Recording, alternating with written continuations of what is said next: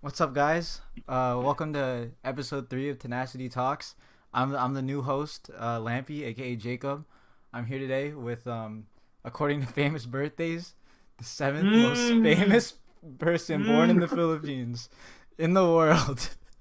Hey man, I dropped to like third, fourth, seventh. Yeah, seventh. What, used to be number one? Nah, I Nah, never got there. it's because Bella Porte showed up and took number one. All right, what's going on, Bro, I'm and guys? and scared. Bretman Welcome to Rock, the dude. first. Bretman Rock CLOUT has a since day crazy one. fan base. Who? Bretman Rock? Bretman Rock. I don't know who that is. I'm gonna be completely You've real. never heard of him? No. He's the Filipino dude. I've heard the name, but Uh, like I don't know who he is. yeah. And then there's Guava Juice, the guy that like Oh yeah, of Wasabi. course, guava juice. Yeah, Yeah. the guy who makes questionable YouTube videos. Mm. Yeah, Yeah. I don't want to be too mean by saying that. Speaking of YouTube though, your YouTube channel, pretty solid. I'm not gonna lie. Thank you. Thank you. I edit those. Really? Oh Yeah. yeah, you talk about that. Editing's a pain, right? I wish I had an editor. I wish. But It's it's a like pain. it's kind of nice editing too. It's like it's relaxing, but it's also like I do it in the middle of the night before school, so it's like fuck, I gotta wake up three Yeah. hours in 3 hours. Yeah. So I would It's finish it's a everything grind. at like 2 a.m. Yeah, yeah. Yeah, but all right. Questions. All right. So when you were making, obviously you didn't expect to get famous from TikTok when you were first making No, TikTok. no, Yeah, no, but no. like, So it's so weird, right? Because I was like I have a girlfriend now, but I remember I was a simp, and so before that, no, for real, like I was a simp. I was bad. Like as soon as I liked the girl, for 2 days, I would just like in the span of 2 days, I would just be obsessed with them, right? And yeah. so this girl used to make TikToks, and I was like, yo, that's kind of cringe, because like that was the time like My bad. I plugged in my phone and that's my no, sound. I'm good. That was the time everyone was like making fun of TikToks because they were like furries, old dudes hitting up like younger girls. Like it was super weird. So I was like, why are you on the app? And then I was like, okay, how can I impress her? So I made a TikTok video of me jumping into snow, and all the little kids were like, holy fuck, this guy is insane. And so they started following me, and that's how I got followers. So basically, your thing with TikTok was you wanted to get attention of a girl, right? Uh-huh. I don't Dude, talk to her anymore. She's a you know crackhead now. Michaela? You know Michaela? Which Michaela? Filipino Michaela? Filipino Michaela. Yeah, I think so. I Like started Mako. TikTok. Yeah. I started TikTok to get her attention. Mm. Yeah. But then like does she live close to you? No. Oh, you just wanted attention from her. Yeah. Yeah. I relate so hard. I relate so hard. It's because I'm like, damn, this girl looks like Nikki. And then I went in hard on that. Yeah, she But yeah. does. Holy shit. I never Yeah. even realized. You never realized that? She made like a Yeah. bunch of TikToks. Like, No, now that you said it, yeah, like I noticed that. yeah. So like, do you ever try making like videos before TikTok? Like, try to like entertain type stuff? Uh not not really. I would just like if I ever made a video, that would be for my friends to see. Like just to make like a group inside joke. I never actually like wanted to be Yeah. a video creator. Yeah. That makes sense. That's cool. Yeah, I feel like that. I feel that because like I always made videos too before, just to like, I don't know, just so my friends could watch them. Yeah, yeah. Yeah. To like add in little inside jokes, like certain Yeah. things. Just so like, for the memories, right? Exactly, exactly. Yeah. That's why I did my Snapchat, like my memories, every single day has at least 3 snaps. I don't snap anyone. I just like save everything so I can be like, those memories from a year ago. Yeah. You So can you can go look back back and on look them into and be like, them. holy shit, I did that a year ago. It's like, damn, I looked like that a year ago. Hmm. Exactly, Or bro. like, damn, I was in so and so's car a year ago. Like even just something random. Yeah, Oh, just I some was random memory. watching Shrek a year ago. Like, Yeah. But like, mad people now are going into TikTok just to be famous. Mm-hmm. Mm-hmm. Like they don't even have the mindset of like just having fun. They're just like, okay, I'm just gonna try and make the most viral video ever. And like props to Yeah. you if you succeed in that. But if all you care about is the numbers and like people that like your videos or getting a fan base, Yeah. there's no fun Cause in that. like, it's fun when it starts building up, but then like it hits like Mhm. the peak, and then you start getting really worried about everything. Exactly. Exactly. Because it like online algorithms like control everything. So you could go up and then you can just like plateau up again, but then like slam down. Yeah. You know what I mean? You would just lose your views. And that Yeah. like that mentally affects people. Yeah. Cause you have this whole thing. I wrote my college essay about this, but like, it's that whole thing where like you feel like a ton of people care about you, Mm-hmm. and then like once Mm-hmm. you start losing that, you feel like nobody cares about me anymore, and why? Yeah. And you start coming up Yeah. with these reasons why in your head, and Mm-hmm. like none of them are legit. Yeah. And like I seen it with so many like do you remember the Ratatata guy? Yeah. Yeah, he was my friend before he made that video, right? Because he used to make videos before. Like I would just know certain TikTok people, and he would Facetime me all the time, right? He was from Sweden, Norway, I don't know, I forget, but he would like Facetime me all the time, and he was all good, right? And then he started receiving all this hate, and he started losing views, and all of a sudden he stopped talking to me. He just vanished off the face of the earth. Yeah. I know my friend, my like another friend of mine, um, Asian girl. I like. I'm not gonna say her name because I don't want to like get her into anything. But basically, she made this TikTok, and it was really good at the time, right? Everyone loved it because like she's a very pretty Asian woman, right? And then it got on Twitter, and everyone was like, "Holy fuck, this girl is fetishizing Asian women," but she was an Asian woman herself. So it's like she just made a video, so everything was going up, and then suddenly it just crashed, and it was like, Yeah. Yeah, and then it gets in the head, right? And then you feel yeah, like shit about it. I haven't talked to her in a long time. She like Yeah. vanished. And then there's those other people on TikTok that like, I mean, this is on every platform really. When you get big, like those people you're friends with them, and then they just like skyrocket, and then they stop Mm-hmm. talking to you. Exactly, Mm-hmm. exactly. Like I still see. I'm picky with the people I choose to talk to. Like I barely talk to anyone online, barely. The people I talk to online were the ones I've been talking to ever since I started. You know what I mean? Like the people like do you know Victor Fan? Victor Fan? Again, it Victor, sounds familiar. like let me hit it, bro. He's the glasses. Anyways, like Maybe, I've been maybe. talking If I to saw him. his face, I would probably know. Yeah, you probably know him. But I've been talking to him ever since the start of my like me doing TikTok and stuff, right?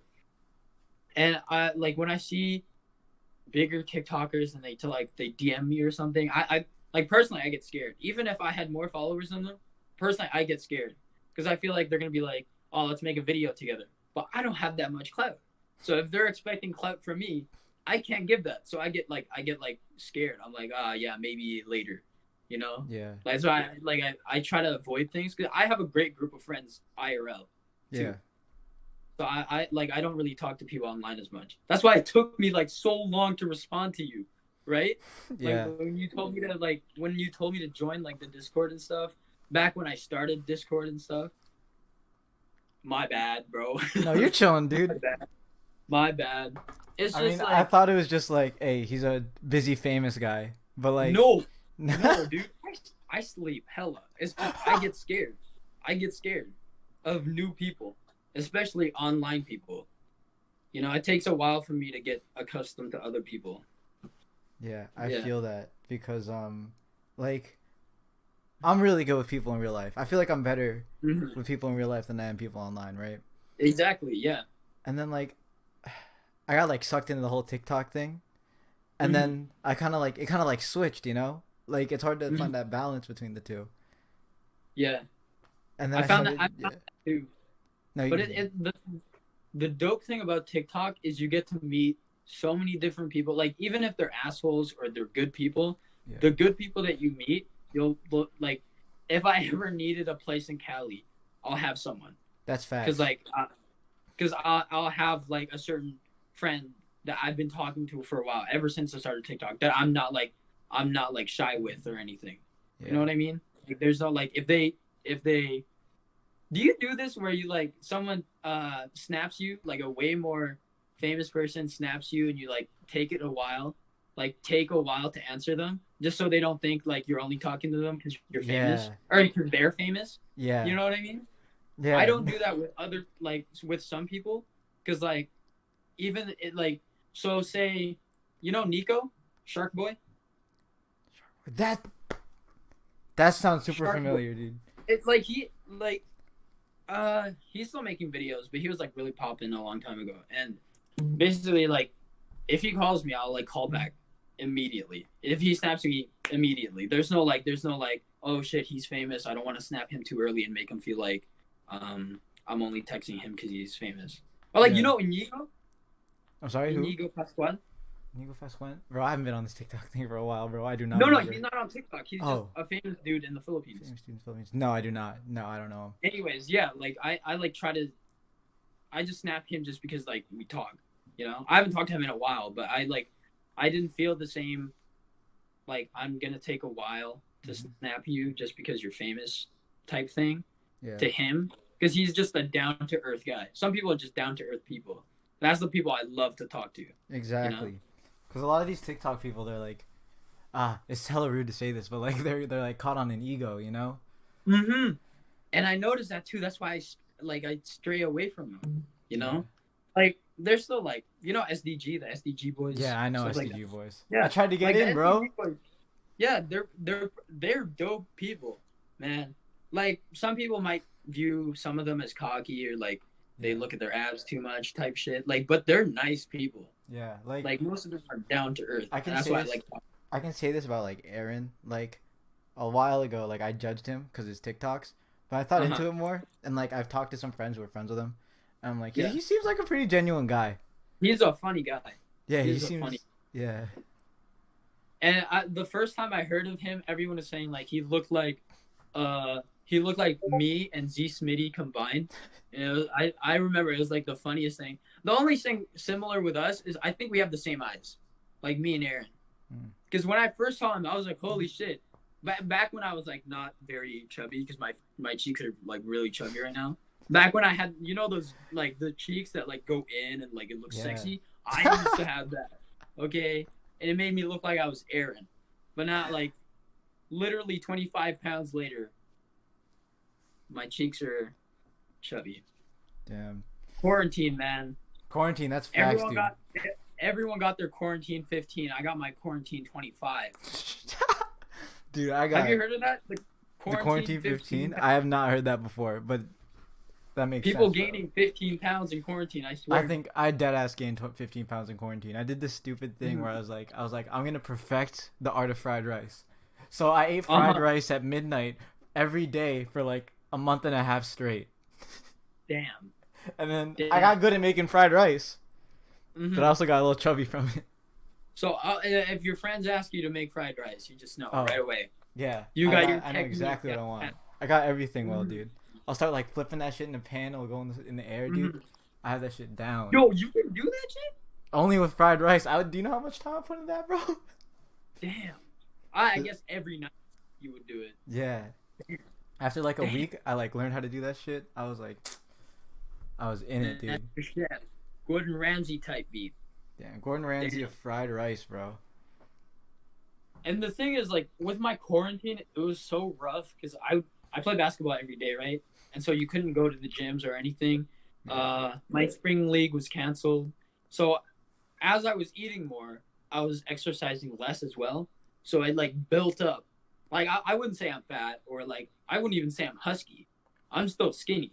Yeah. But the 25 pounds I gained are bad weights. It's not like muscle. It's just bad fat. Yeah. You didn't get fat. You just kind of like lost some of that definition, right? Mm-hmm. Yeah. Exactly. Like I look at my stomach, I'm like, holy shit, what happened? Like I'm not like I don't have a bulge, but it's just like flat now. There's nothing there. Bro. Yeah, there's literally nothing. Damn. So like. Yeah. You ever been recognized? Have I ever been recognized? I feel like you have been, but like back like when I was like I've hit like a low a little bit, like how we were saying, like you go up Yeah, and you you hit go a up. low. Yeah. Up, low. Like right now, I'd like get noticed in the mall. Like we have the West Edmonton Mall, like one of the biggest malls in North America, and so I like a lot of the people in Edmonton know me because they're like, oh, it's the TikTok Edmonton kid, and they'd like see me in the malls. Super weird. I would post that I'm at the mall, right? And then like just on my story, just randomly, I'd walk around the mall. People would like send me like pictures of them taking, like I'm on the first floor, they'd be on the second floor. They take a picture, DM it to me. I'm like, don't you think that's a little bit creepy? That's a little creepy. Like, come say hi. First of all, say hi to me. I don't bite. I'll be Yeah. hella awkward. Cause like some people, I'm not that awkward of a person. Like if you talk to me, I'll talk to you. You know. Yeah. But some people, they just like they don't know how to talk, and so we would have these like lapses where they'd be like, "Oh, can I take a picture?" And then they would say nothing else, and so it'd just be quiet. Like, what am I supposed to say? I don't want to be a dickhead and be like, "Oh, how long have you been watching my videos? A fan for it?" Because that seems like That you seems like think you have- egocentric. Yeah. I want to talk about something that you've been doing throughout your day. I'd be like, "How are you?" And they'd be like, good. And then the convo just ends because it's like, are you gonna say something about your day? Like, Nah, bro, they get starstruck because they like think of you as some like god, bro. and it's it's Filipino girls as well. Actually, the Filipino girls, they talk all they want. Filipino girls never stop talking unless it's the shy type. But like the the Filipino girls I'm talking about, the ones that like talk a lot. Yeah. Mm-hmm. So those aren't awkward. But it's like it's the white girls that don't know how to speak, that is very awkward. Yeah. It's like super awkward. No, I feel And that, dude. sitting there like, and my friends are with me, so they're laughing the whole time. And I'm like, bro, help me out here. Say something. They're just laughing. My girlfriend, like, back when we first started dating, we would go out in the mall, right? And this was before quarantine, so we'd go out for dinner, skate around or something, because we have a skating rink there. Mm-hmm. And back when we first started dating, like first few months, she had to take pictures of me with other people during our dinner date. Like we were eating, right, at this nice restaurant. The waitress comes in, she's like, "Can I take a picture with you?" And I'm like, "Bro, I'm eating." And I was trying to take a picture of my nipple. I forgot why. I was just trying to like take a picture of my nipple because I'm pretty sure something was wrong with it. And I was like, well, hold on one sec.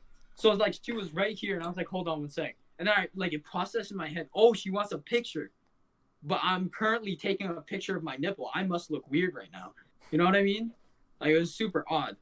And eventually, like my girlfriend had to take the picture. It was really funny. But yeah, like people recognize me sometimes. They don't usually come up. Sometimes they come up. Nah, people get shy. Like this one time, like I'm dead ass about this. I was on a plane ride, dead ass saw Michael Cera.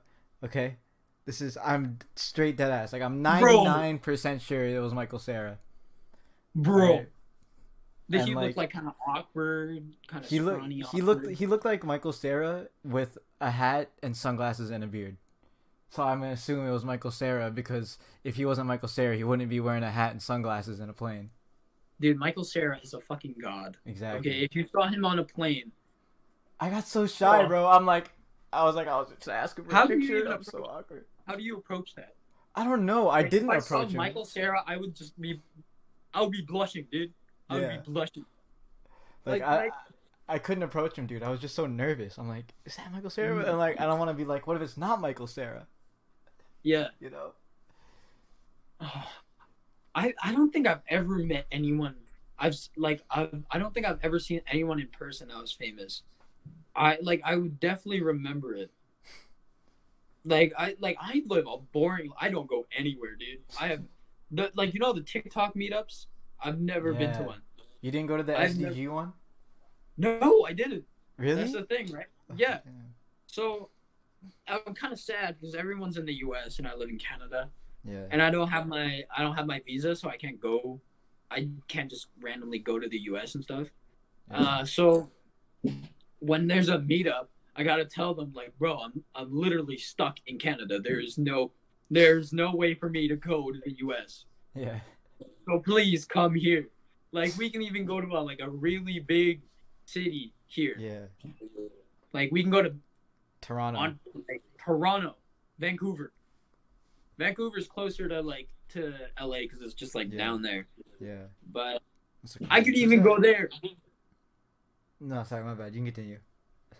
No, I was just saying I could even go there. Yeah. Oh, all right. Who's that one girl? There's Kristen. Kristen lives in Canada, doesn't she? Which Kristen? Barbecue.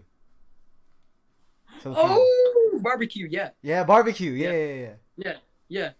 I'm pretty sure BC, Vancouver, Yeah. Victoria, something like that. I think she lives on that west area. Mhm. She's really nice. I used to talk to her. She is really nice. I used to talk to her too. But what's that I got? So there are dark sides to being TikTok famous, right? We talked about that already. But have you it doesn't seem like you experienced the whole depression over everything going down thing. No, I don't. Yeah, exactly. But is there anything about having the clout that you have that is kind of eh? I think it's people exaggerate clout too much. When I hit 100K on TikTok, a long time ago, my friends were like, "Holy shit, you hit 100K!" And I'm like, "Everyone else has 100K." And I'm not saying that in terms of I care about numbers or anything. It's just I didn't think of it as a big accomplishment because everyone makes fun of TikTok, you know. Yeah. So I was at the time I was I have clout on something everyone makes fun of for having clout, you know. I still care about the people that watch my videos. The people that watch my videos are hella funny. They always make fun of my height. My comment sections are always nice. It's just whenever I go to school, it's oh, a TikTok boy, and I'm like, nice. That's and it's not people are nice about it. School, most of the people in my school, they're pretty nice, you know. And it's you've grown up seeing each other. And so when I hear TikTok boy, that's not them insulting me. That's just them acknowledging I'm on TikTok. But it's not a crazy good clout. If you had YouTube clout, that'd be good. Yeah. You know? Or clout, YouTube clout. Yeah. Dope. YouTube clout. It goes YouTube clout, Instagram clout, and then TikTok clout's far at the bottom. Cause having a lot of TikTok clout is nice, right? But everyone has TikTok clout. Yeah, a lot of people have TikTok clout because that's not dissing anyone who has a fan base. Their fan base must be nice. You must have a nice you know how Charlie got canceled for saying she wished she had 100 million instead of 99 or whatever. I guess she was looking at numbers, but also she didn't mean to diss the people. No, she didn't mean to. I feel she was just saying how cool would it have been the achievement of 100 million a year. Exactly. But everyone else they have their own little TikTok fan base, and that's cool and all. But it's super hard to transfer your TikTok fan base or TikTok clout into Instagram or YouTube clout. I've been trying, dude. I got 1 mil on TikTok, more than. Yeah. And I still have 30K on YouTube. I'm not saying I only care about the numbers. Again, I don't give a fuck. If I lost everything now, I still have pharmacy to go into, you know. So it's it's just I'm just telling how super difficult it is to transfer 1.5 million into YouTube, you know. It's a fraction of every little thing, you know. Yeah. It's I used to have 24,000. I just lose 100 followers a week. It's crazy. But yeah, same. It goes down, and then I have 1,000 Instagram followers, and I have 50 YouTube subs. Yeah. Is exactly. It goes by fractions each time. But I remember when I was first starting on TikTok, I would see, because I remember TikTok clout wasn't. Nowadays, when you blow up on TikTok, when you get the hype on TikTok, those followers mainly transfer into Instagram followers. I noticed that a lot. It happens a lot. But for creators that never get the hype and they just build off of making videos every day, it's less significant of followers going into your Instagram. That's facts. when I make some video, when I used to make TikToks, like the videos that would get like, I don't know, 1,000, 2,000 likes, that would get me like maybe 100, 200 followers. I would get none from Instagram. But if I'll make a video that'll get me like instant 10K followers, I'll get a shit ton of Instagram followers from it. Yeah. Yeah. It's just the hype nowadays. The hype is insane. If you get the hype, you're relevant. Yeah. See, there's a difference between relevant on TikTok and just having followers on TikTok. Yeah. You know, like you can like being relevant means people are invested in you. Right now, I don't think people are invested in me other than the people that watch me. Your community. Yeah, and I appreciate those people because they're dope people. Like I've barely been on my Discord in a while, but sometimes I answer DMs and I talk to people, and they're dope people. Yeah. But fuck, what was I saying? Like I'm so lost right now. I didn't sleep last. Oh yeah, the hype. So relevancy, right? When people have the relevancy, you can make any type of people with any type of videos with more relevant people, and that will just boost you up. You know what I mean? Yeah. It's just like, I don't know. Like being relevant is really important on TikTok because have you noticed like those people that get the hype and the relevancy, even if it's a shitty video, the views will just go up just because you have Mm-hmm. Yeah. And there's like a difference between getting a viral video and getting the hype. Yeah. The hype is viral videos over and over and over again just because of you. Yeah. You know? And mainly, like, I'm going to say 90% of the time. Actually, I'll say like 50-50. It's either you're funny or you're hot. Mm-hmm. Yeah. I try to be funny. I don't know. I've always tried to be funny. You're funny, bro. I don't know. It comes to a point where you run out of jokes. Mm-hmm. I do. All the time, bro. That's why I've been like, I don't know if you've noticed, but on my TikTok, I barely post that much. Because I don't want to keep reusing the same jokes. Even though, like, people do that. Yeah. They upload the same videos over again. Like, you know the Coffee family? Peyton Coffee. No. They're white people on TikTok. They just, like, they're really big on there. Because they keep reusing their same videos. Oh, are they the ones who do, like, the Family Olympics? Are those people? I don't know. Yeah. They're just, like, I don't know. But basically, their strategy is they would upload a video, right? And they would blow up. And then they'd wait a few months again and upload it again. And it would get the same amount of views. Because apparently it's, like, I don't know. I read upon it. I don't think they're the ones that said it. I think someone else pointed it out to me, and I was like, "Holy shit, they do that." Yeah. Because like sometimes I would see their same videos over and over again on my For You page, different months at a time, and I'm like, "Holy shit!" Like it keeps if that keeps them relevant. Yeah, I mean, if you gotta do what you gotta do. Mm-hmm. Yeah. Exactly. But all right. So, you ever play, what's it called? Your Instagram bio is Minecraft. I'm just gonna pull that out. So, my what? Your Instagram bio is Minecraft. So, I don't know, gaming. Tell me about your gaming history and doing all that. When I was younger, bro, all I played was Roblox. All like from second grade to 7th grade, I would play Roblox every single day. Maybe not 7th grade, like 6th grade, every single day after school. Like those memories bring me back because it's like, fuck, dude.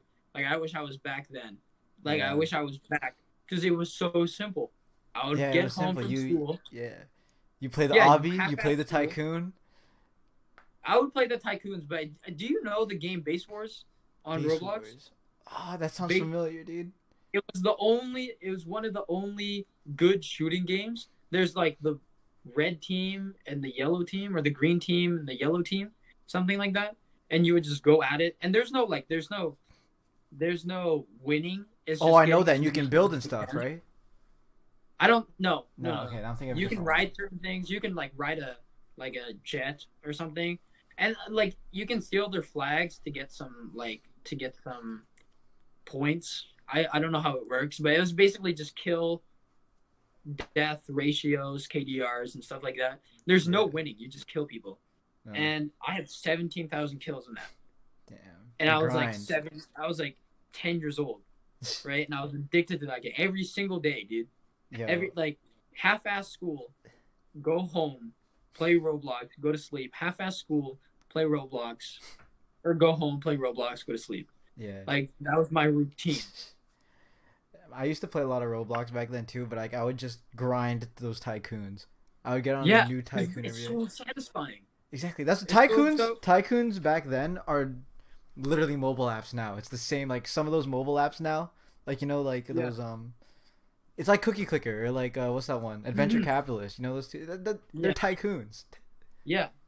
Dude, do you remember the Easter egg hunts on Roblox? During Easter, you could like get some you would find certain eggs. So they would hold this event where they would create a game, like Roblox itself would create a game in Roblox where you Mhm. could find uh Easter eggs and then you could wear those eggs.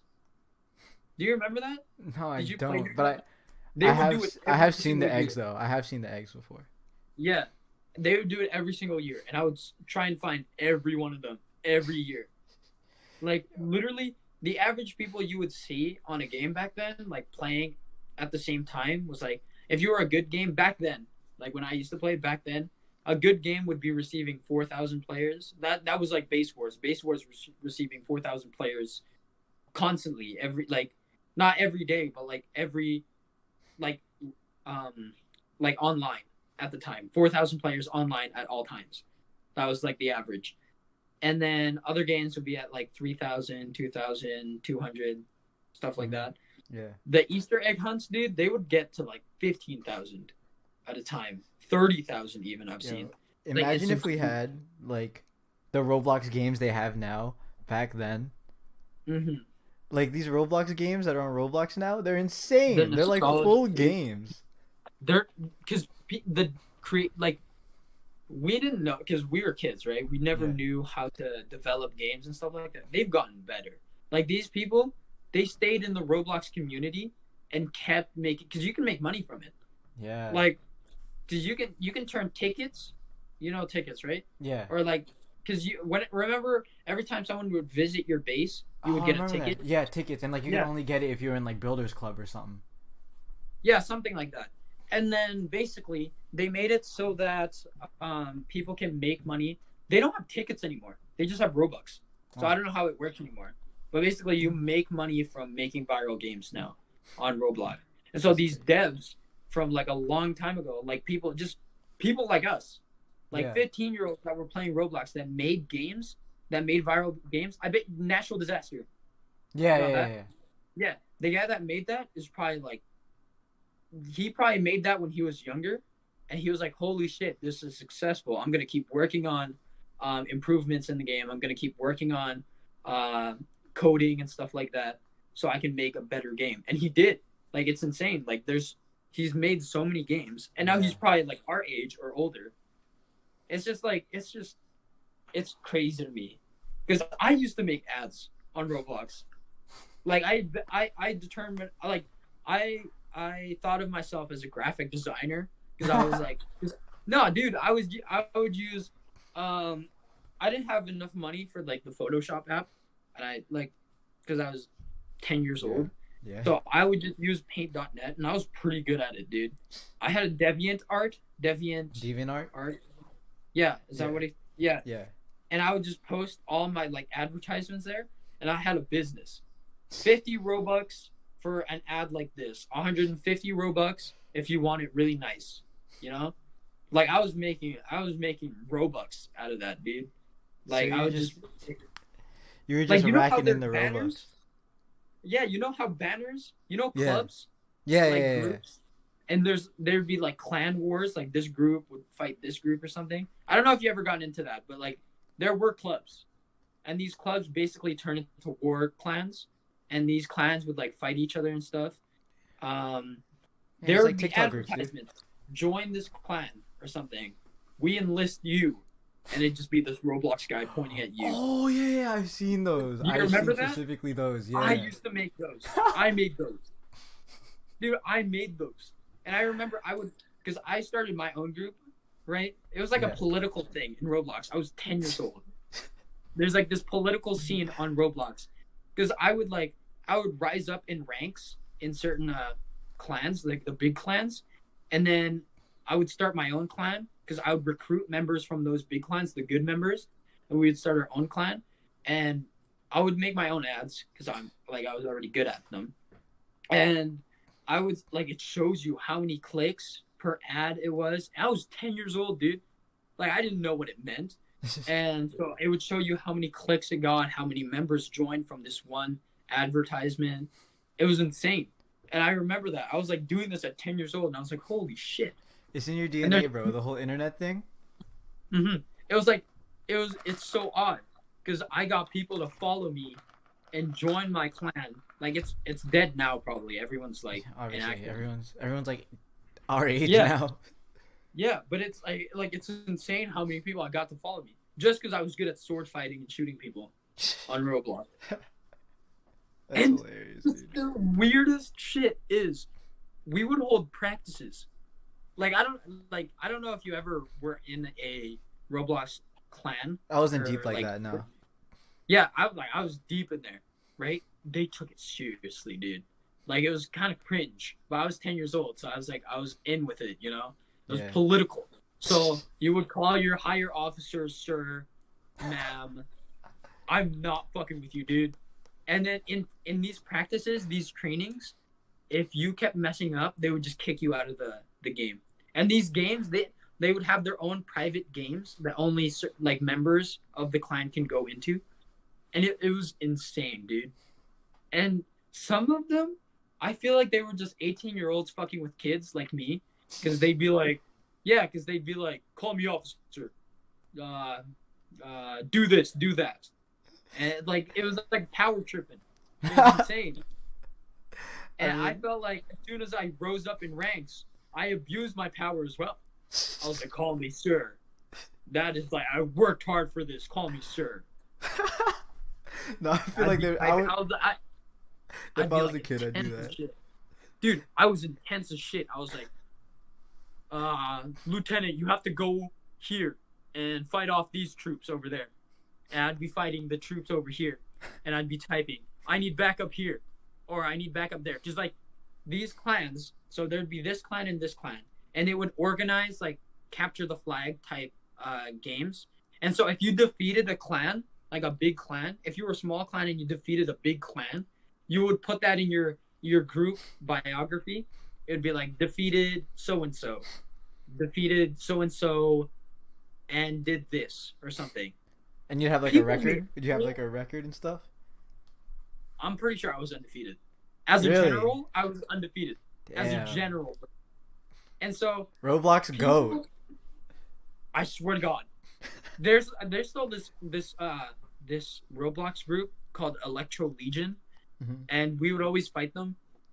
But I was never part of the group that fought them. I was just there to just kind of like help them. I was never officially in a war with Electro Legion. I was just like, that's why I say I've never lost before, because technically like Electro Legion destroyed the group that I was in, but I was never in it. I was just like, they were my friends, so I had to help them. But I was never in their group. So these guys would always like, they were a big group, and so they had a whole forum. Like a forum of like their backstory, their history, and shit like that. And all the new members, all the recruits had to read all of it. Like, you had to read the backstory, a fake backstory, like a fake backstory that a 10-year-old kid wrote and probably got edited by an older kid. Like, just imagine you had to read this whole entire essay of things not to do and to do while you're in this legion.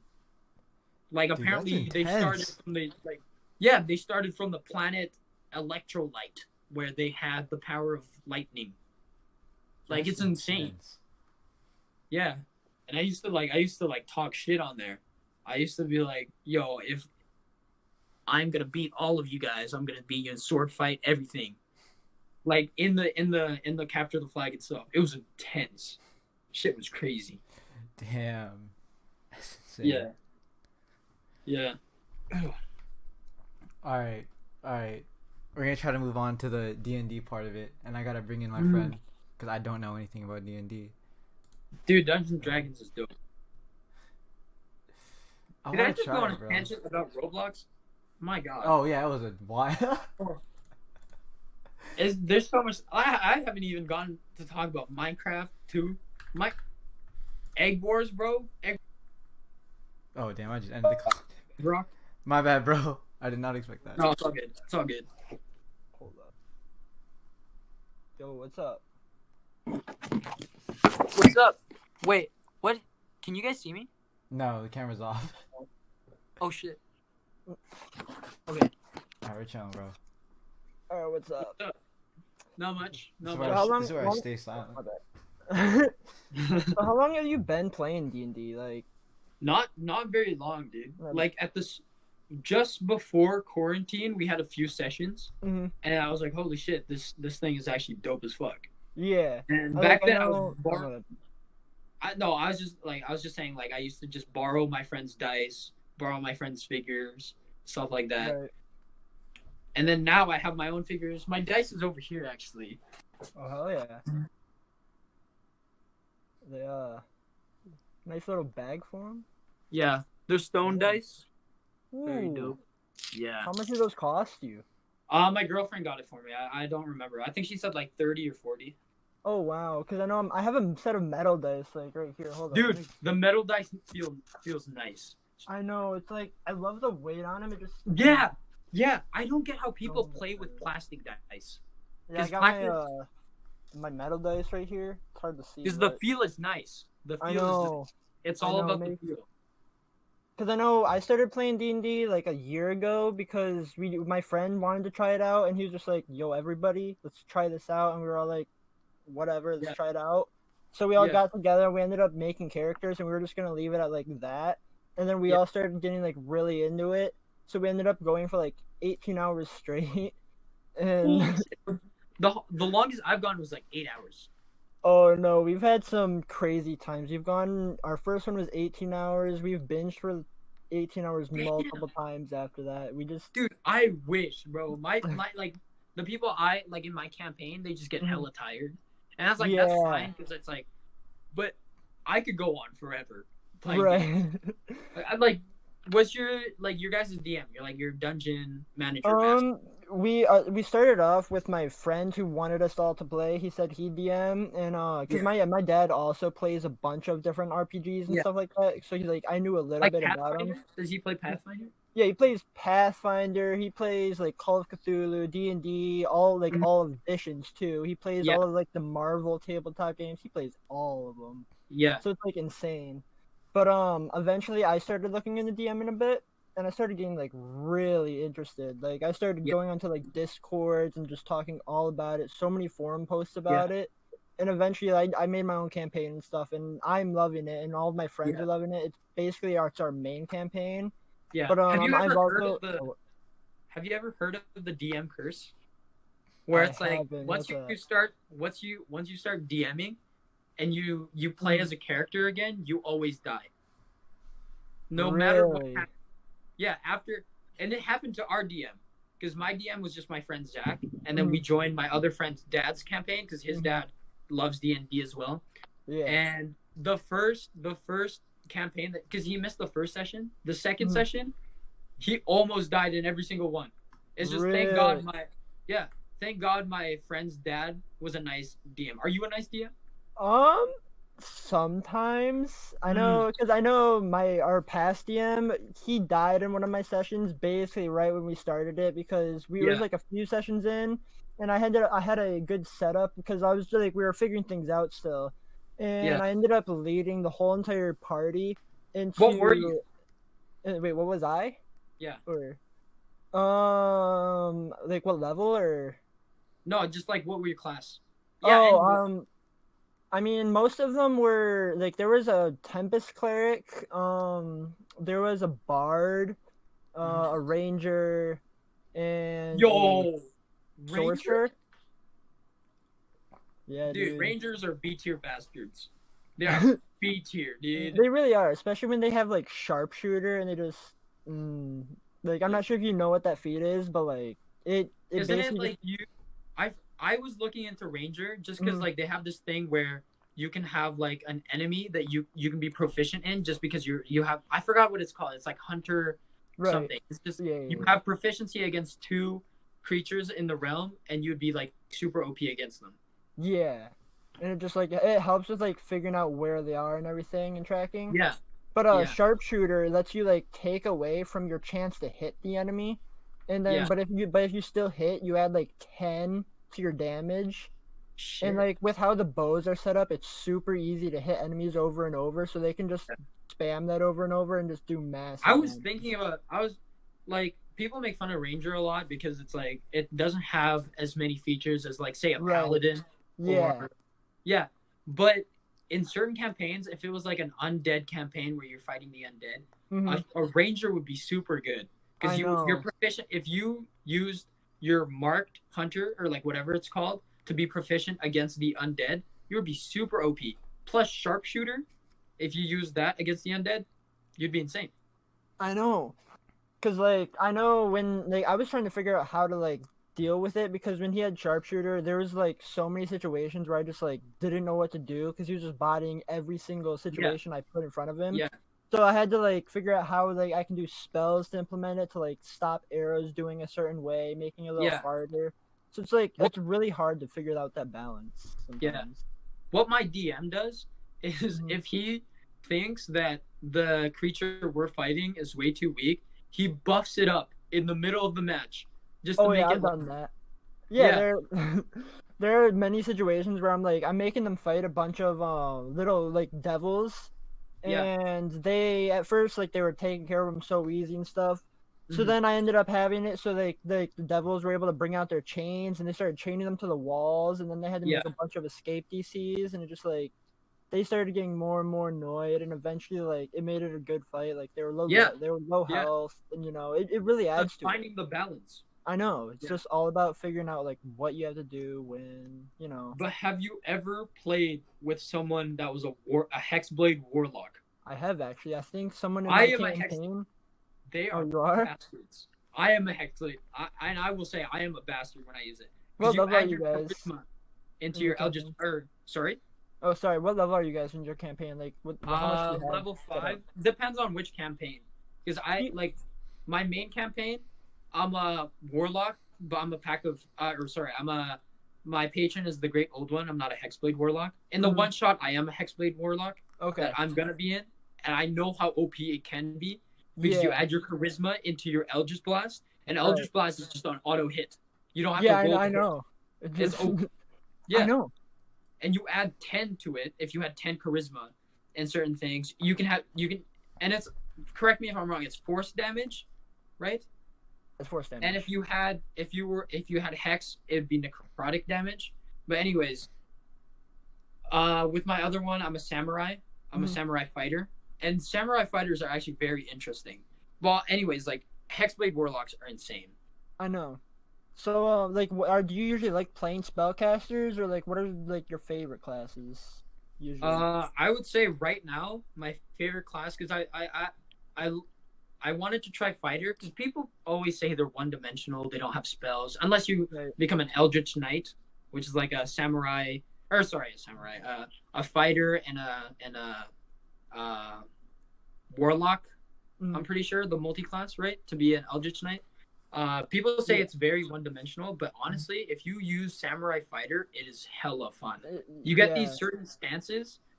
I don't remember if it's the wind stance or the stun stance. I'm pretty sure it's the wind stance. But basically, you get to be in a stance for 1 minute, and there's however many turns in a minute, right? So it's basically unlimited because there's so many turns in a minute.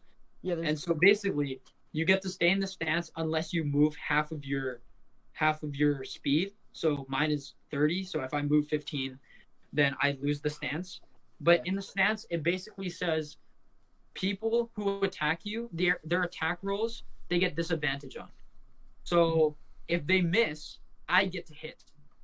Right. And it's like a really cool feature. But also, I get to disengage or dash whenever I want. And that does not affect the movement speed. It doesn't. So if you dash or disengage, you're still not out of your stance, even if it's half of your speed.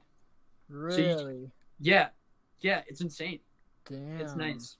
And there's way more stances. I just prefer that one because you can disengage and dash. It doesn't matter the terrain. You can just dash. Wow. Yeah. Because I know I like playing rogues a lot, and like Oh. a lot of people say they're one-dimensional too, because it's always just like backstab, get it over with, and Mhm. it does seem like that at times, but I've always been like a super interesting person when it comes to like the Ninja Gaiden, Splinter Cell, all of those kinds of things. So like stealth has always been my thing. So Yeah. like being able to play that and then coming up behind like a boss that my friend set up, I was just able to sneak behind him and completely one-shot him. Yeah. My DM Yeah. had to change it. Yeah. So it was Because like, like if you surprise someone, if you were like hidden or something, don't you get like advantage or something on it added on? yeah, you get advantage, and then if you hit, it's an instant crit. Yeah. And then after that, you can add your sneak attack damage, which is an extra like D6 Mhm. of damage. You know what I heard were OP? What? Drunk monks. It's a subclass in the Xanathar's guide. A Yep. drunken monk. Mhm. It is like you can use flurry of blows on it, and then your extra attack, and you're basically just hitting this dude 5 times at level 5. Like like you get like 5 extra attacks, or like 5 attacks, not extra Yeah, but attacks. doesn't the monk only use his fist for turret attacking? Doesn't he not use an actual weapon? Weapon? No, Yeah. no. Well, it depends really, but the monk I play with is my best friend Ben, Mhm. and his dad is the one that DMs one of our campaigns. But he Right. plays as a paladin most, like that's his. You know how as a person you identify yourself as a certain class. I identify myself as a warlock all the time, but Yeah. I'll play different ones. But if I was to be put in a main campaign, I would be a warlock. That's Right. just my favorite. But Ben was always a paladin, so it was really weird for him to play as a monk. But he's really good at adapting.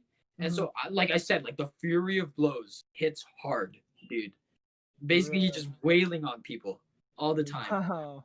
Yeah, I mean, we've never had any monks in our campaigns. Like, none of our friends just resonate with it. We're usually yeah. like heavy in spell casting stuff because all of my friends love being wizards, clerics, and stuff. So I haven't really actually seen them in action, and like I've heard a lot of mixed things about them. I've heard they're really good. I've heard they're really bad. It's just like Hmm. so like a lot of my friends have just never wanted to go out and try it. I heard wizards are like glass cannons though. First levels, Yeah, like level 20 OP. yeah, 100%. Because I mean, But they're lower classes, they have like, what is their hit dice? Like D6? I think a wizard's might be a D4 or a D6. Yeah, Yeah, I know because it's the I know lowest. because fighters are D10, and then barbarians are D12. Yep, Yeah, and then it gets lower from there. Yeah, so like your first few levels, you're a glass cannon, I and you know. don't even know that many spells yet. Right. Because I Yeah, know whenever we're playing and stuff, we always have them in the back lines because like with how it's set up, they're so powerful that like they like from a range that's just like they die so fast. So you need to like yeah, keep them in the back and just doing their work, and it just wraps people up over exactly. and over. Yeah. So like, what's the highest level you guys have played to in like any of your campaigns? The main campaign I'm in, not the dad's friends campaign, but like Mm. my friend's campaign. I think right now we're at different levels because I use the wish. Like basically I use the wish to be a higher level. So he let me be one level up. So I'm level 7 while else is level 6. And actually uh my other friend is at a level 7 as well. Just because he got this thing where he got to level up as well faster Wait, than everyone wait, else. how did you get wish so early on? I forget because because it was in the middle of quarantine, right? So most of the Yeah. things that happened a long time ago. Because we're only on our like 7th session again, Okay. maybe more. Okay. So it was really complicated. I think it was. I'm pretty sure. I'm almost 100% sure it was because the deck of many things. The deck of many Oh. things grants you a wish. I'm pretty sure, and it was 3 wishes. I'm Wow. pretty sure it was the deck of many things. I'm pretty sure. Okay, because I know normally like the wish spell is like dumb broken. Like there's a reason It it's a is. max level spell. It is. Like we can just say we don't want anything. Like we if we want to change our like dimension, you can just Yeah, make it happen. instantly. It's stupid. But the thing is, my DM was smart about it because he knew we had the deck of many things. So if someone pulled it, he already had a scenario in which we had to at least use two of them. Like we had to use two of them just for a Right. specific reason to like continue the plot. Wow. My guy is just like not understanding anything at all. He's just on his phone, oblivious.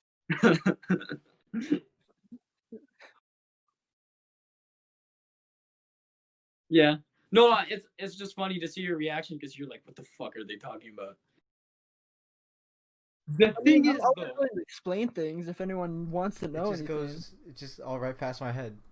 Yeah. dude, the thing is, though, I always talk about D&D like just like I would just bring it up and stuff in Yeah. class or something, and Right. people have this, like preconceived notion that D&D is lame. They wouldn't Yeah, do it. But as 100%. soon as you get into it, man, as soon as I've you get always into wanted it, to try it. you're instantly obsessed, dude. Yo, Digital, I know. weren't you talking about a Tenacity D&D thing? Well, I mean, yeah, I'm working on a campaign right now, and I wasn't planned to just be a Tenacity thing because a lot of people were like busy at the time. But I'm totally down to run one if everyone's interested enough. I can teach you guys all how to make characters, how to play. I can go through everything with you Would we guys. do that off like Tabletop Simulator or something? I mean, probably. I could teach you guys how to make a character through tabletop, and then I could probably finish up a campaign and get it going. All right. Like it doesn't take me very long because after like working with things, unless I want it to be like super fleshed out, because I'm Yeah. working on one that's like super detailed, and like I'm working on world maps and everything. Like I'm about to get like a super high quality map editor, and like Dude, you work should on you should lot do a of one stuff. shot with him just to get him like into the flow of things. Oh, I'm Like, so I'd down be to run down. a one I'd be shot. down. Like I want to learn. I've always wanted One to play shots, it, but I got no I real life find- friends to do it or wanted who want to do it. Yeah, I find like one shots are super like dope, but you don't get through a storyline fast enough. That's what I've noticed. With Yeah, one the shots. thing with one shots is like you basically like it's super sped up because it still has to Mhm. everything has to be done in one session. Like you have to meet up, figure out the plot, go through the plot, and then beat the final person without like in Yeah. one fast moment. So it's like feels rushed at times. What exactly Yeah. is a one shot? A one One shot shot- is you can Oh, go for you it. can explain it. Okay, so a one shot is basically like a one session campaign. So like you'll make a character and you'll have all set up, and then you'll basically play out the entire story in one night and one Yeah. actual event. Yeah, and like you start at a certain level rather than level 1. Yeah, I mean, certain campaigns like you can start at level 3 in certain campaigns because you're basically useless at level 1 and stuff. I know like the campaign that was my friend's dad was supposed to be a one shot, but it was so vast. Like the storyline was so vast, we had to like cut it off in pieces. yeah, that's basically how our first campaign was. Like it was supposed to be a one shot, and it just became more and more. Yeah, And we just- because it's Man. super difficult to make a short. Like what I found about one shots is that certain things that should take you a short time to do would take you a super long time to do. yeah, And that's why it prolongs it and makes the session even longer than expected. Because D&D, it's not like full on, we're going to do this and then this. The DM has to be ready for like certain things that characters don't do.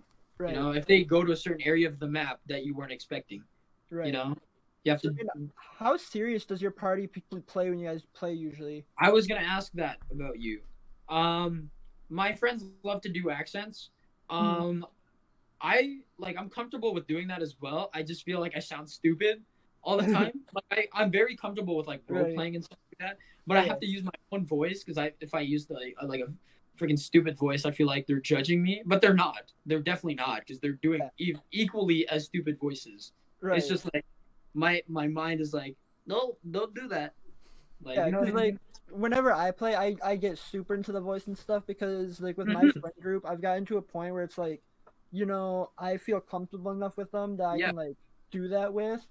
But then some of our friends are just like they don't have that like comfortality because they Yeah. or comfortability because they just haven't been around long enough. Yeah, like I know my DM, he shrieks like if he's doing a monster voice or like a demon voice, he's like he shrieks, and I'm dying laughing. I'm like out of character at this point.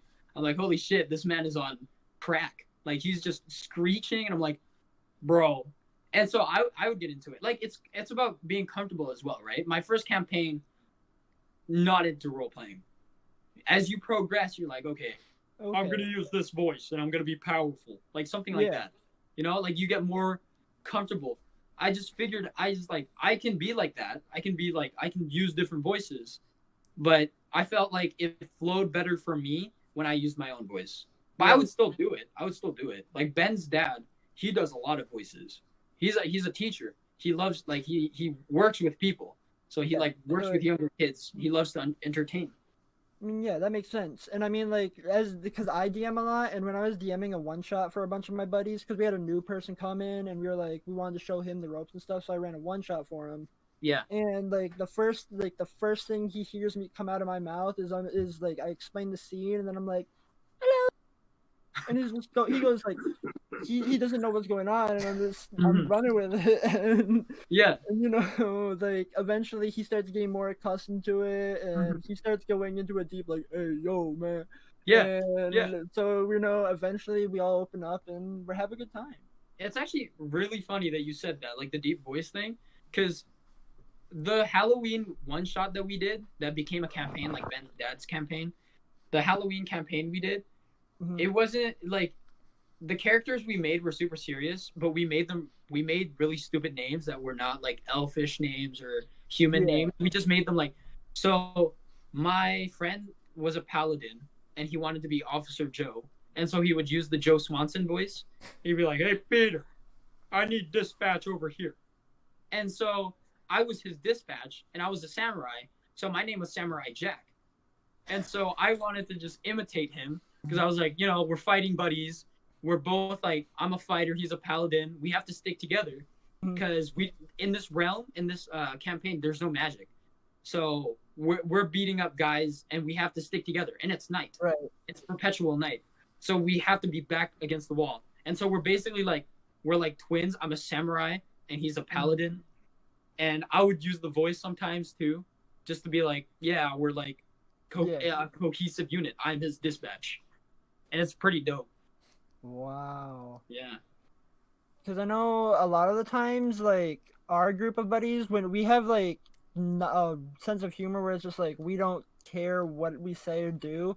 So a lot of the times when we name ourselves, we just name ourselves after, memes and stuff. My first character name was Big Chungus. Yeah.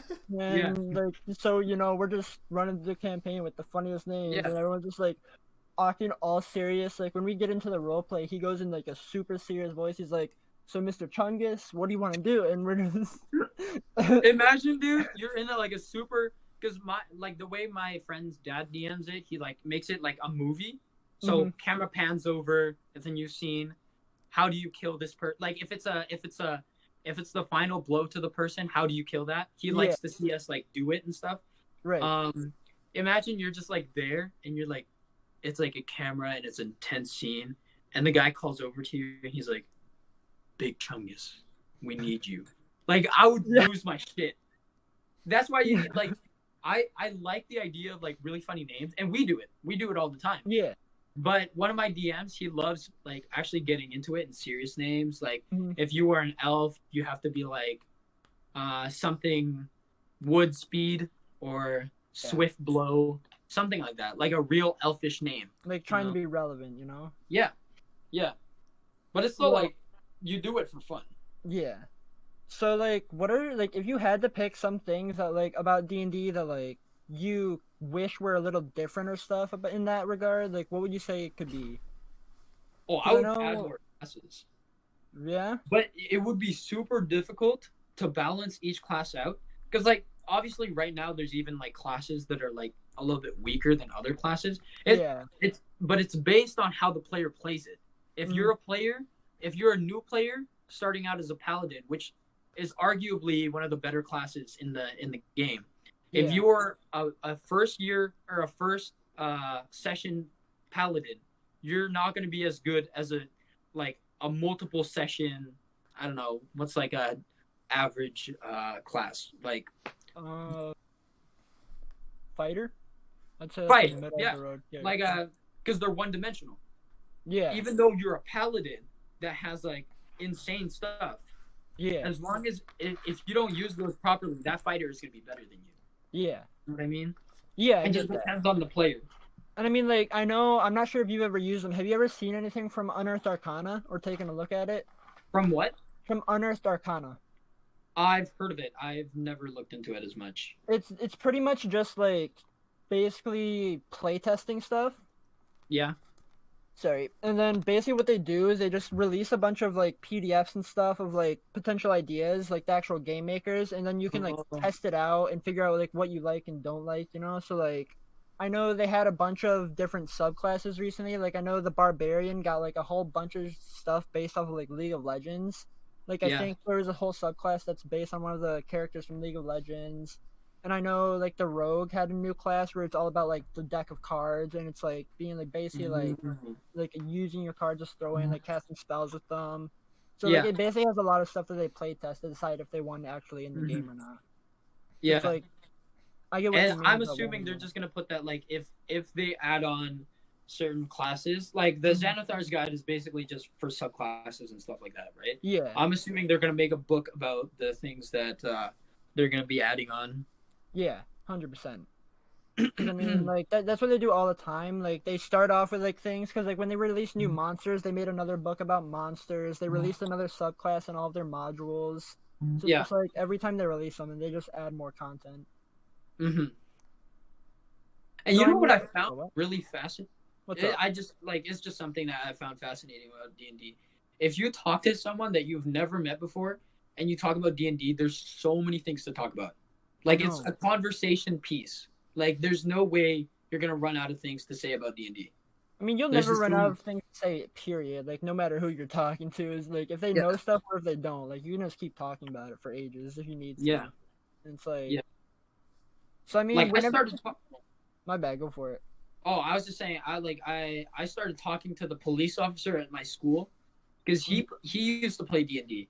He used to DM. Really? I barely talked to him before. He just knew me as the TikTok kid. Yeah.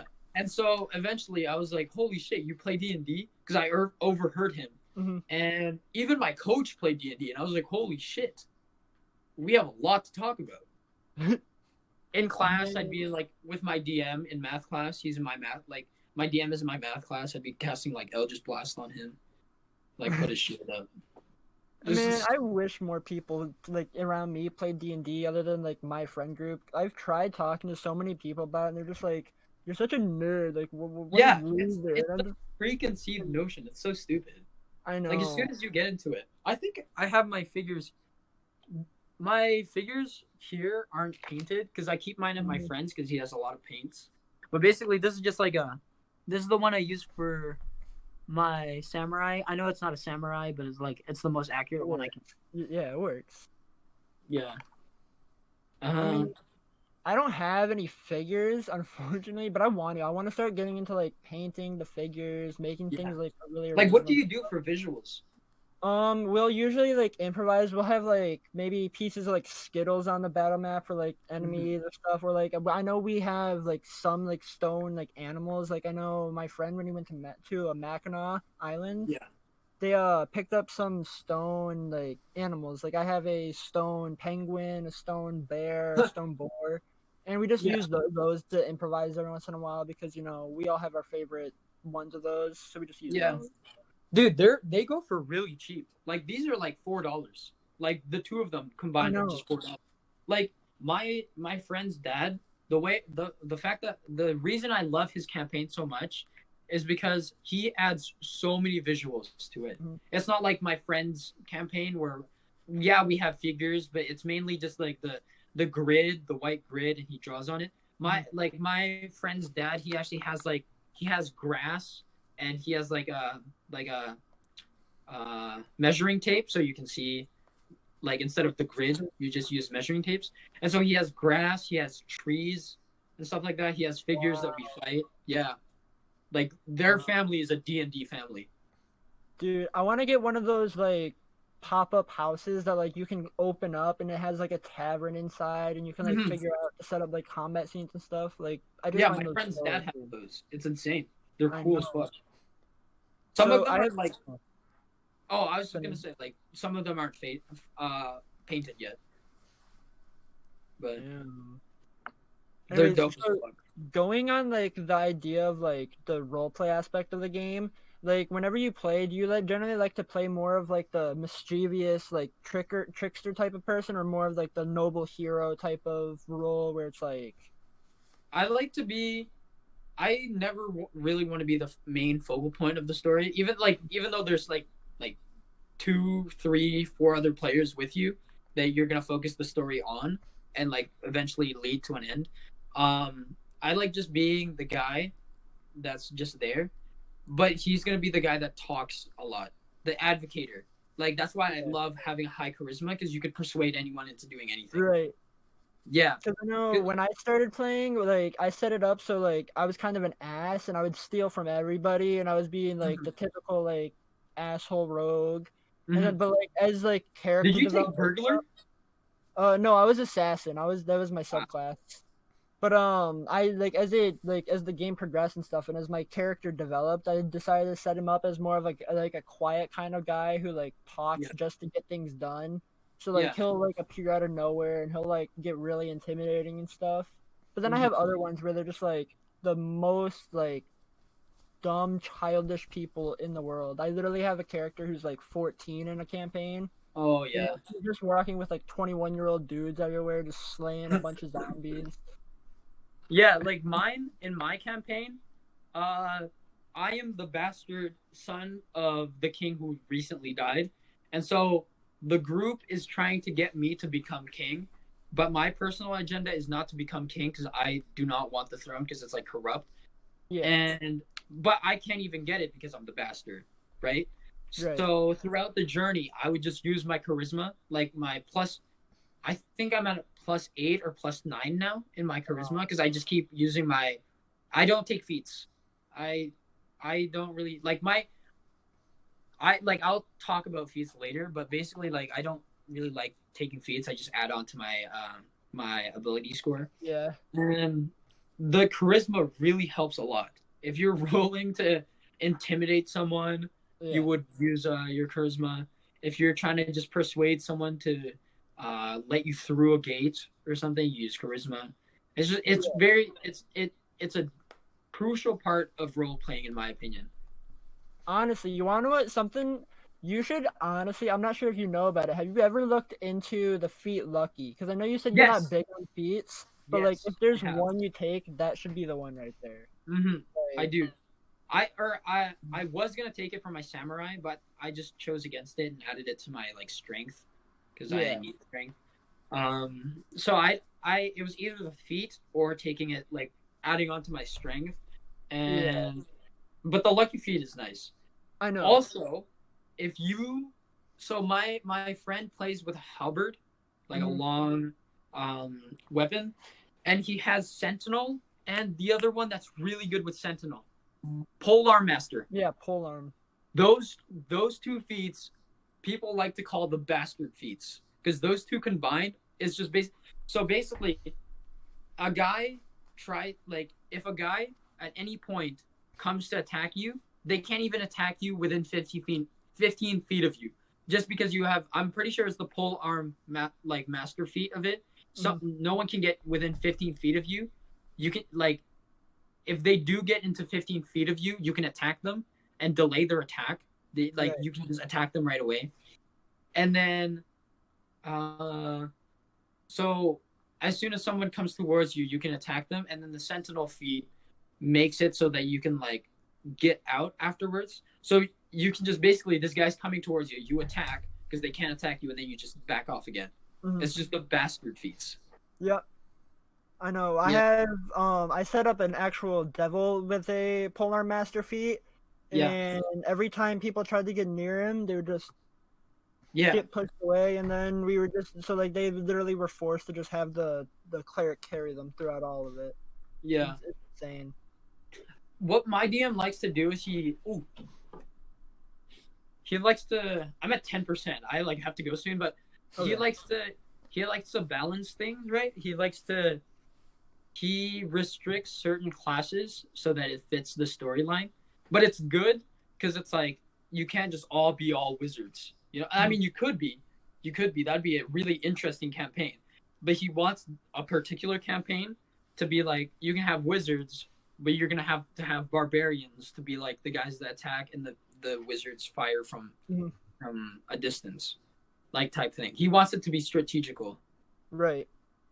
So I guess I have 2 more questions for you. I'd say if you like, what are some of your or what's your most memorable D&D moment in any of your campaigns? One was very recent. That's why it's really fresh off my mind. Basically, it was in the Undead campaign in Perpetual Night, so zombies were coming towards us. And basically, it was a narrow path and trees. There were trees along the sides, so it was just a path, right?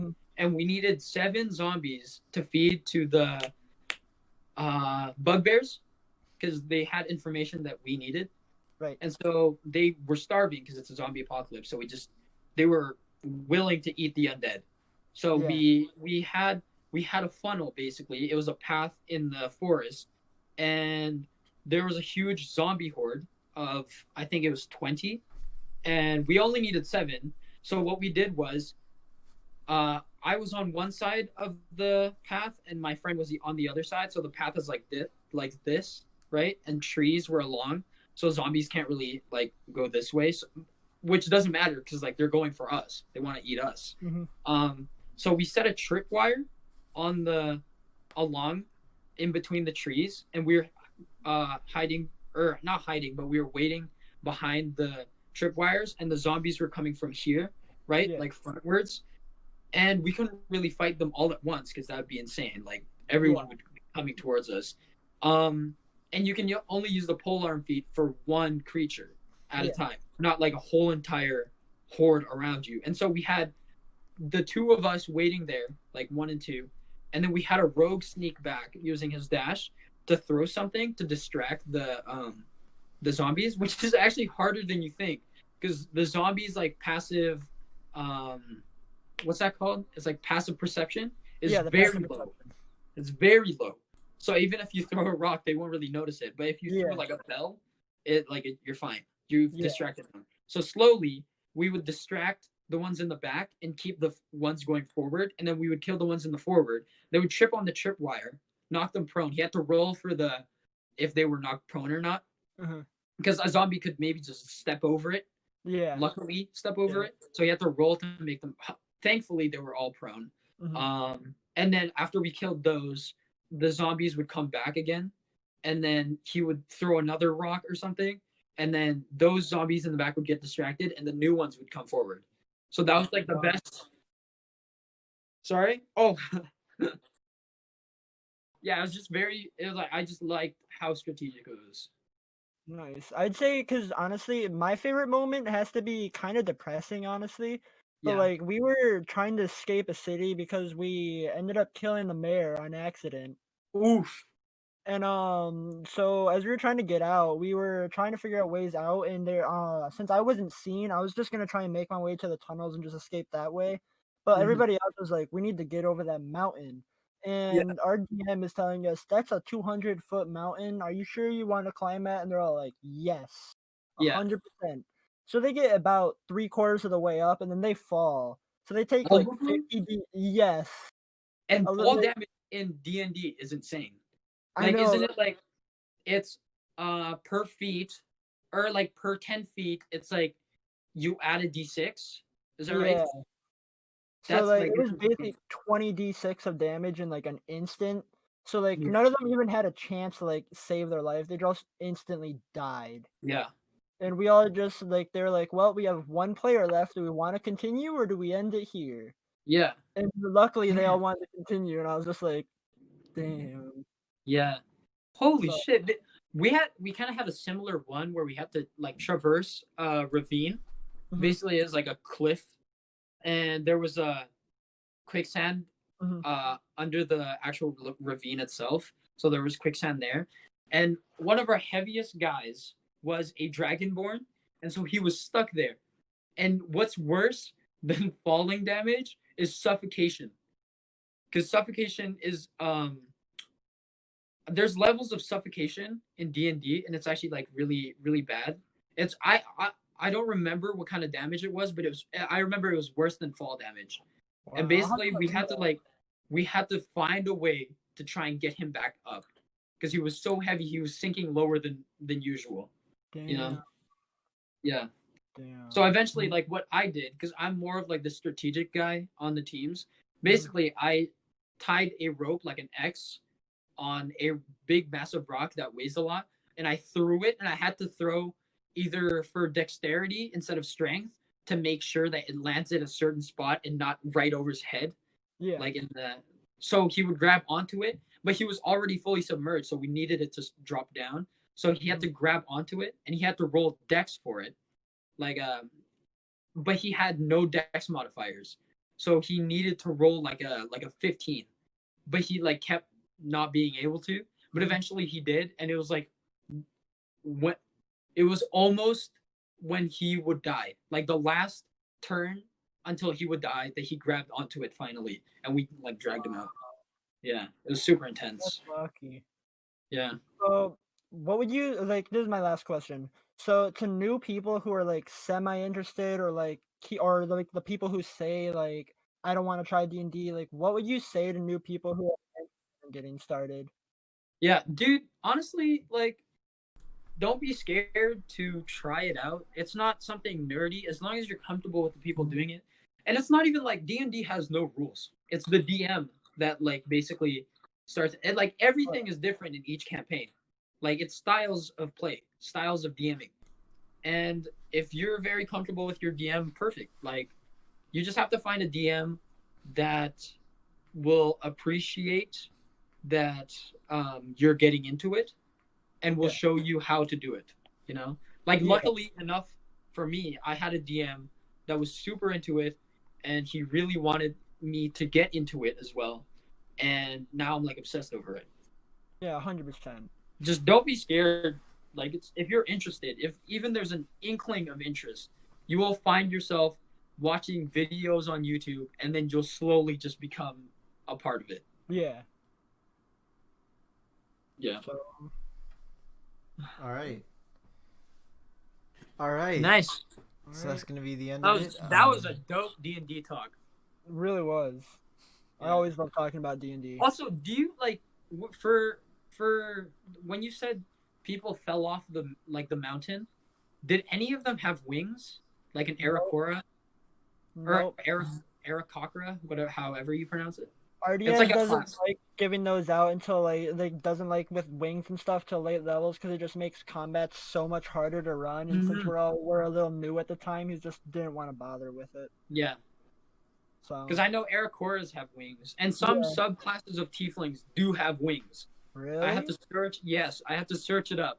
I search up wing Tiefling. It's basically you just have wings. yeah, It's probably not a good thing to be a tiefling and have wings because you're not really meant to have wings. Mhm. But I searched it up. Wing tieflings are a thing. They are a thing. 100% thing. Yes. Well, thanks for having me, guys. This was dope. No problem, dude. I wanted you Having on here, me. man. All right, now I gotta do the shout out thing where I have to shout out every single person that followed. Oh boy. All right, shout out, and then Twitch chat also wants me to sing for some reason, so I have to sing. I'll do it after I read all these shout outs, guys. Is it okay if I just move my camera and just like put it over here? Yeah, you're chilling. Doesn't Yes. matter, dude. I need to charge my phone. Oh, Yeah, you're chilling, bro. All right, shout out Demon Versus, Jaden 17, Sheikah 101, Wubsy Leah, Chris G-Man, Snowcat 1, Numi 2, Fruit Loopsy, Mia Contreras, Olivia Perrin, Lima Bean 817, Stealth Deathblow, Khalil Hicks. That's I don't know. I butchered that one. The Meat Beater 2000, Maria 956, Stephanie Serrato 15, Andrea Mazza 97, and Cause Reach. Thank you for the follow. dope. Oh my gosh. Whenever everyone left, and now the whole like layout for the webcams are wrong. on the stream. Oh, I'm sorry, man. It's okay. It's okay. Nice. This was dope. Oh my 100%. God. They want me Loved doing it. WAP. They want me doing WAP. I'll do a verse of WAP. Okay, There's a lot of N-words in this song.